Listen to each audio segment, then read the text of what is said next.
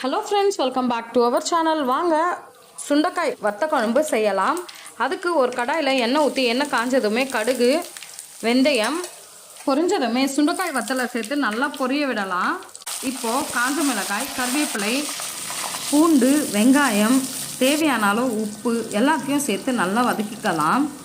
இந்த குழம்புக்கு பூண்டு அதிகமாக தாங்க சேர்க்கணும். இப்போ ஒரு ஸ்பூன் மஞ்சத்தூள், தேவையான அளவு புளி தண்ணியை சேர்த்துடலாம். புளி தண்ணியை சேர்த்து நல்லா கொதிக்க விடணும். இப்போது ஒரு மசாலா ரெடி பண்ணிக்கலாம். தேவையான அளவு தனியா, மிளகு, சீரகம், வெந்தயம்,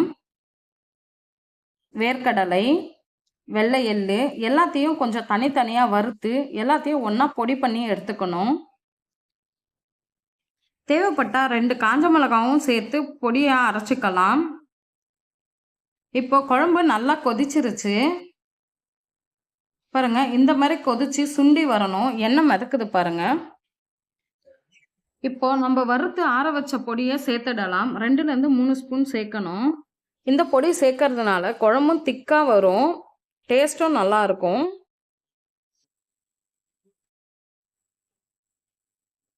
இந்த வத்த குழம்பு சாப்பிட்றப்ப நமக்கு கோல்டு இருந்தால் கூட சரியாயிடும். உடம்புக்கு ரொம்ப நல்லது.